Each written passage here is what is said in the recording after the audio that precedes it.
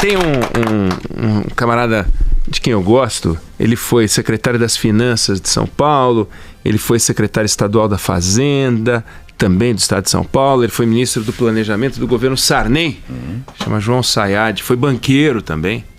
E aí certa vez eu estava almoçando com o João Sayad e eu estava inquieto porque a Petrobras, naquele momento, estava tendo um desempenho extraordinário e o presidente da Petrobras era uma capivara.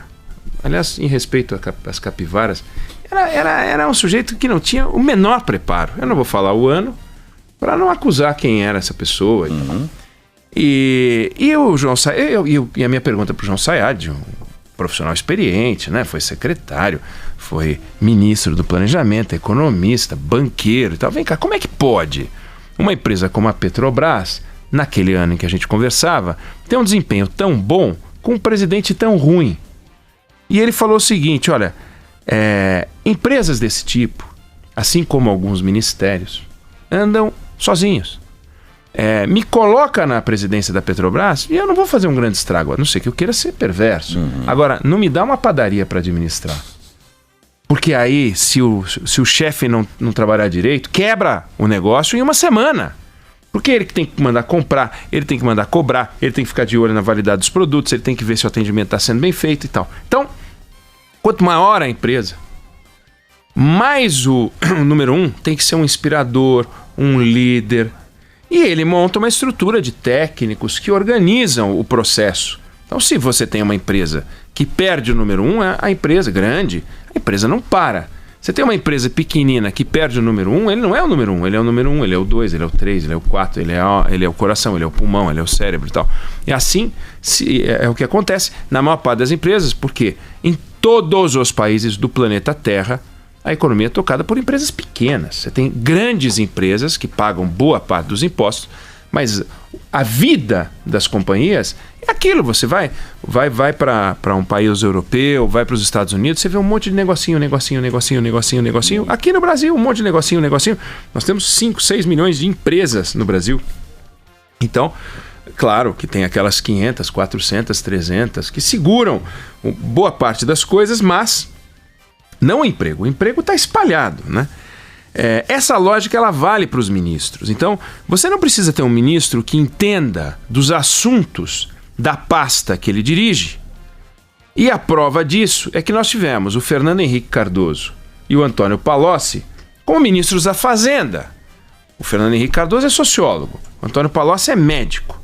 Em comum, eles usam aquele lápis de tabuada, porque eles não entendem nada. Eles têm que olhar a tabuada porque eles se atrapalham. São bons na do 2, são bons na do 3, mas na do 7, do 8, que todo mundo se atrapalha, sabe? 8 vezes 7. O pessoal lápis de tabuada. 8 vezes 7. Como é que é 8 vezes 7 e tal? Da do 9 é mais fácil e tal. Mas em comum, os dois eram líderes, né? Então o que eles faziam? Eles conseguiam juntar técnicos de alta qualidade, algumas pessoas muito boas. Quer dizer, o Marcos Lisboa, presidente do INSPER, tremendo profissional, trabalhou na equipe do Antônio Palocci, né? Figuras notáveis trabalharam na equipe do Fernando Henrique Cardoso e conseguiram fazer o Plano Real. Então o Plano Real saiu sob a liderança, mas não sob a inspiração, sob a liderança do Fernando Henrique Cardoso, mas ele mesmo, o que ele sabe do Plano Real? Fala para ele porque uma tablita, como é que faz uma tábua, ele não sabe nada daquilo, mas não precisa saber. Ele conseguia liderar. Então ele juntava aqueles camaradas todos que queriam se estapear, porque um achava que era mais inteligente do que o outro, e o Fernando Henrique conseguia contornar a mesma coisa com o Palocci e com outros grandes nomes que a gente teve em alguns cargos. Então não é preciso você ser um técnico, um especialista para ser ministro. Você dizer de alguém, não, fulano vai ser um bom ministro porque ele entende da área. Às vezes é ruim. Às vezes é ruim, por incrível que pareça, às vezes é ruim, porque ele leva uma visão tão enviesada, ou tão dele, tão autoritária, que a discussão não flui. Então pode acontecer de ser um problema.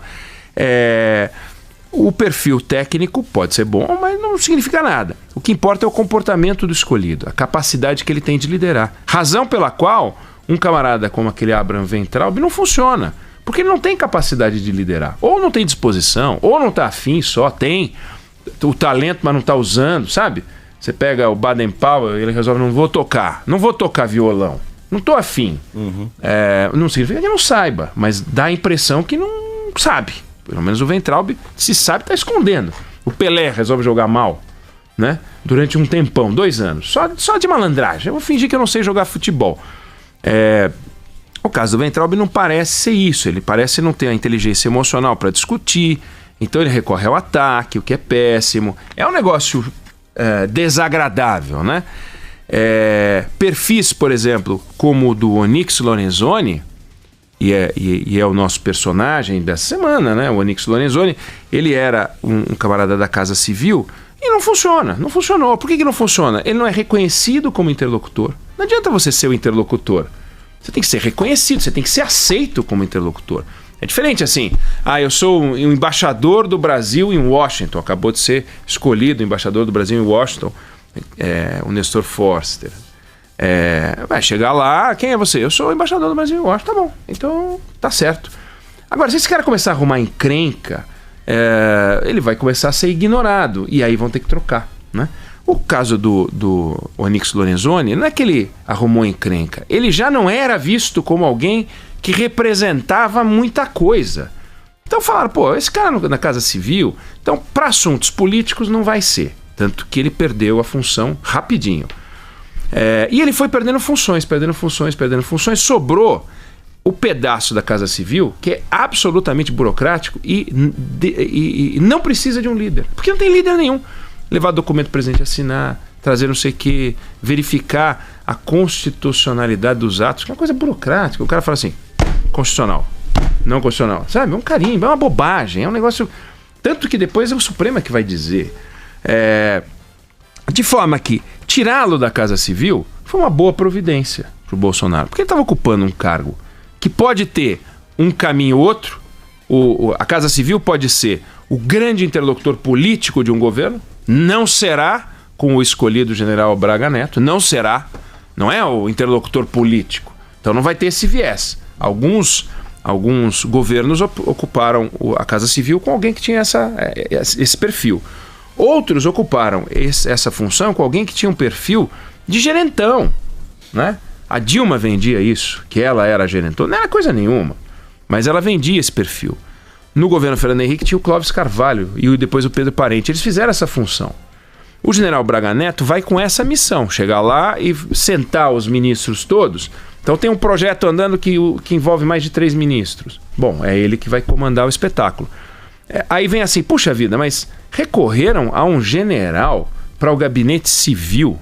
Não é a primeira vez. Não é a primeira vez. No regime militar já teve. E nós já tivemos generais no Ministério da Justiça, né? Ter civis em cargos tipicamente militares, como é o Ministério da Defesa, por exemplo, vamos combinar, é um civil. Por que é um civil? Porque a gente convenceu, agora não é, mas a gente teve vários civis e a gente entendeu que deveria ser interlocução com o meio militar um civil. Mas a gente entendeu, por que não pode ser um militar também? Então, ser um militar, quer dizer, o militar pode dirigir Uber, o civil pode dirigir Uber, o militar pode ser dono de pizzaria, o civil pode ser dono de pizzaria.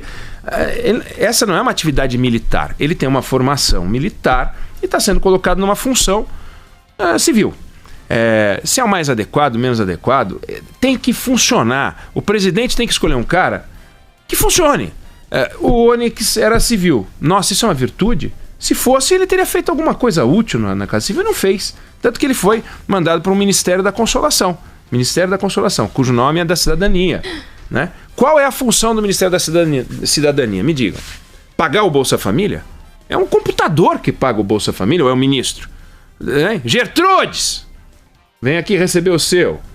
Geosmina, como é que chama? Geosmina, né? Geosmina! A Genersa. A Genersa. Não existe isso.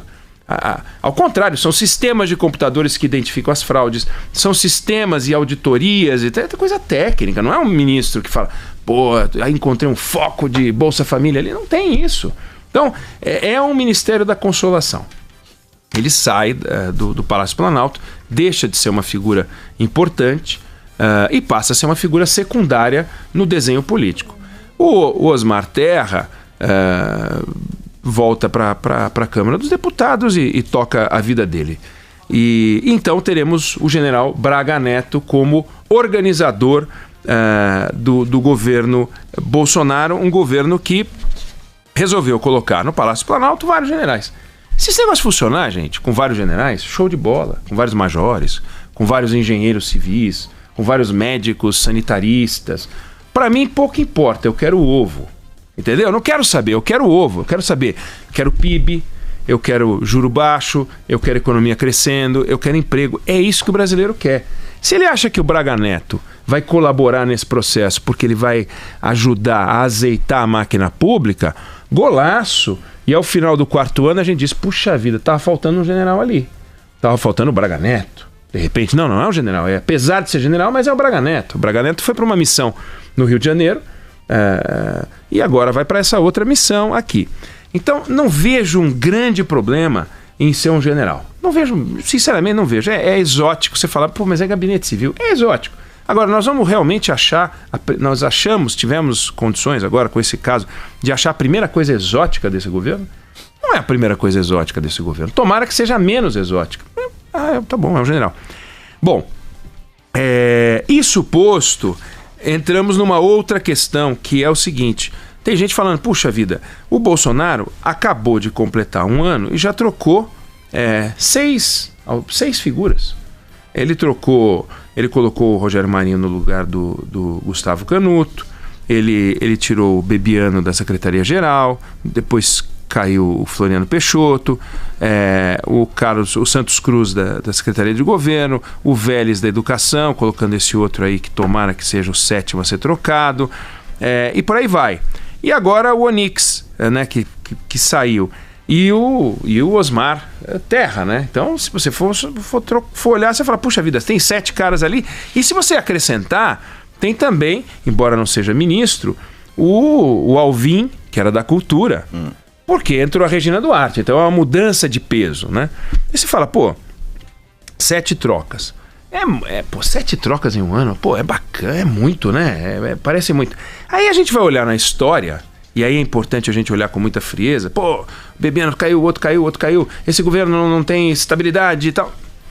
O Sarney, aliás, em cujo governo trabalhou o João Sayad como ministro do Planejamento, como eu comecei a nossa conversa aqui, o Sarney trocou em 1 ano 14 vezes. Mas não é assim, trocou um ou outro personagem. Ele trocou o ministro da Educação, ele trocou o da Justiça, ele trocou o da Saúde, ele trocou da Indústria e Comércio, da Previdência, trocou o Gabinete Civil, Relações Exteriores, Transporte, Agricultura. Ele trocou todos, 14. Ele voltou de uma viagem em dezembro de 85, porque em março de 86 ele faria uma reforma ministerial, porque era no ano de eleição. Então, a gente se acostumou a ter no Brasil um negócio chamado reforma ministerial, que é feito o carnaval, ou o Natal ou a Páscoa. É um evento que antecede a eleição.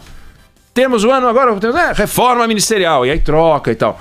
E o Sarney disse o seguinte, olha, além de honestidade, capacidade e experiência, os ministros vão ter que exercer o seu cargo com eficácia. Olha só que bacana. Nossa. Incrível. Não, a exigência é altíssima. Mas não é o que se espera de todo mundo. Não. Agora sim. Quero ver. Com eficácia. Né? O Collor trocou 4 em 1 ano, né? O Itamar Franco, gente do céu, trocou 20! O Itamar Franco trocou 20. Ele trocou 6 da agricultura em 1 ano. 6! Tinha mais ministro do que produção agrícola. 6 sacas de ministro. Ele trocou 3 ministros da Fazenda em 1 ano. Ele trocou o ministro do Planejamento. Ele trocou 2 da Saúde. E a gente vai falar do governo Bolsonaro tá trocando gente demais. O cara trocou 20. E veja, era um governo de concertação nacional. Tinha acabado de derrubar um presidente empichado por corrupção. Chegou o vice, apoiado por todos os partidos, irmanados. Vamos juntos, chegaremos lá. E o cara troca 20, nego. Né? O Lula trocou mais que o Bolsonaro. O Lula trocou no primeiro ano o da Previdência, o da Educação, tirou o Cristóvão Buarque e colocou esse Tarso Genro aí que ficou lá no primeiro ano, depois trocou de novo. Trabalho, planejamento, ciência e tecnologia. Então, se você for olhar, pega o período do Império, de 1822 a 1889, e você vai ver o seguinte, que o maior número de gabinetes montados durava no máximo 1 ano. Poucos chegavam a durar 2 anos. Isso no Império. Na República Velha, você tinha um troca-troca do caramba. Trocava-se mais na justiça, trocava-se mais nos ministérios políticos. Depois você começou a ter um troca-troca nos ministérios econômicos. E porque a gente tinha crises econômicas. Agora a gente não trocou no Ministério da Fazenda. Veja, o Ministério da Fazenda está relativamente estável. Quer dizer, relativamente estável. Deste governo e do governo anterior, 100% estável. Você teve o Henrique Meirelles e você tem o Paulo Guedes, que se ficar quieto, talvez dure mais, né? Se continuar falando bobagem como ele está falando, de repente vai criar um ambiente nocivo para ele, irrespirável, ele vai ter que ir embora. Vamos torcer para que ele fique quieto, porque está fazendo um bom trabalho. Agora, abriu a boca, pelo amor de Deus, né? Melhor calado. Então, só para deixar claro que pouco importa que seja um general, eu quero o ovo. Pouco importa quantos ele está trocando, até porque não está trocando muito, já tivemos gente trocando muito. O que tem é que a máquina funcionar. E nessas grandes máquinas, o importante é que quem entre tenha a capacidade de liderar. Se o general Braga Neto tiver uma virtude que o Onyx Lorenzoni não demonstrou naquela função, o cargo vai se justificar. Se ele não conseguir, nós vamos ver um outro personagem ocupando aquele posto. O presidente já fritou o general, não vai ser o primeiro general que ele frita também, né? Então vamos ver como é que isso vai ficar. Vamos torcer para dar certo.